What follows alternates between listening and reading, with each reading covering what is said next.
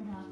वह देवी पर इस प्रकार बाणों की वर्षा करने लगा मानो सुमेरु पर्वत बाणों को पानी की धारा से बरसा रहा हो। इस प्रकार देवी ने अपने बाणों से उसके बाणों को काट डाला तथा घोड़ों व सारथी को भी मार दिया। साथ ही उसके धनुष और अत्यंत ऊंची ध्वजा को भी काटकर नीचे गिरा दिया। उसका धनुष कट जाने के पश्चात उसके शरीर के अंगों को भी अपने बाणों से बींध दिया। धनुष, घोड़ों और सारथी के नष्ट हो जाने पर वह असुर ढाल और तलवार लेकर देवी की ओर आया।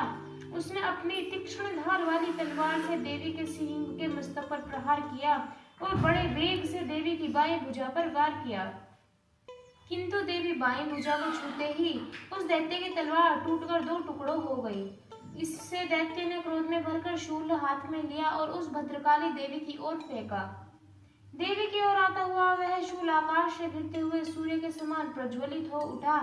उस शूल को अपनी ओर आता हुआ देखकर देवी ने भी शूल छोड़ा और महाअसुर के शूल के 100 टुकड़े कर दिए और साथ ही महाअसुर के प्राण भी हर लिए।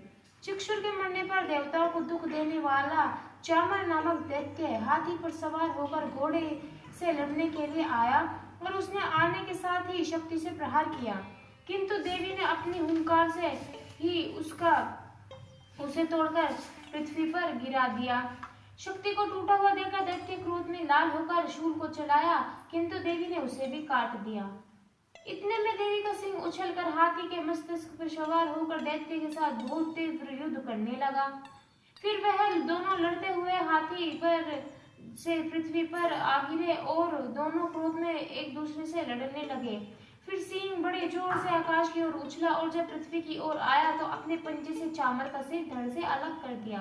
क्रोध में भरी हुई देवी ने शिला और वृक्ष आदि की चोटों से उदग्र को भी मार गिराया। क्रुद्ध हुई देवी ने गदे से प्रहार कर उस दैत्य को मार गिराया। भिंदीपाल से वाशपकाल बाणों के ताम से अनक को मौत में उतार दिया।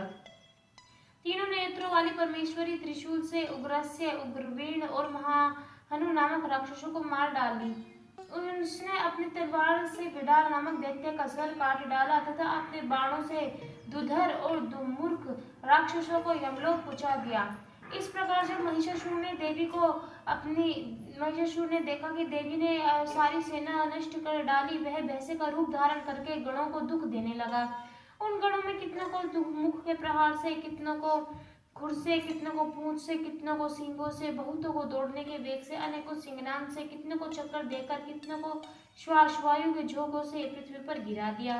वह दैत्य इस प्रकार गणों की सेना देवी के सिंह को मारने के लिए दौड़ा।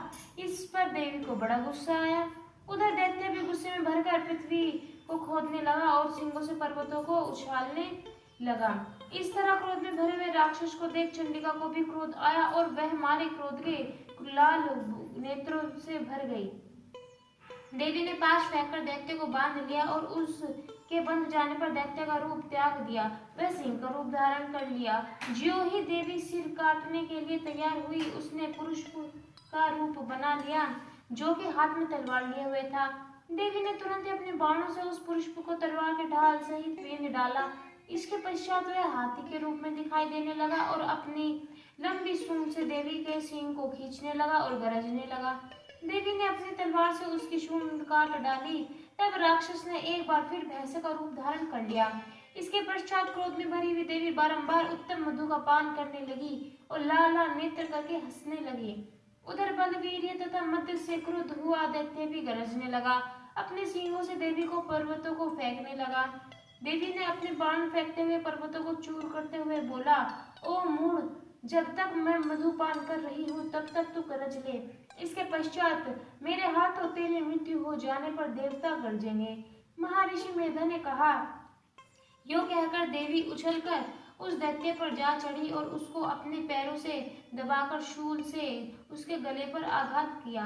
देवी के पैर पर से दब जाने पर भी दैत्य अपने दूसरे रूप में मुख से बाहर होने लगा। अब वह आधा ही बाहर निकला था कि देवी ने अपने प्रभाव से उसे रोक दिया। जब वह आधा निकला हुआ दैत्य युद्ध करने लगा तो देवी ने अपनी तलवार से उसका सिर काट डाला।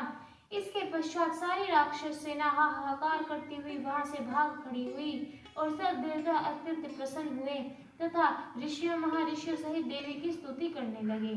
गंधर्वराज गान करने लगे, अप्सराएं नृत्य करने लगी।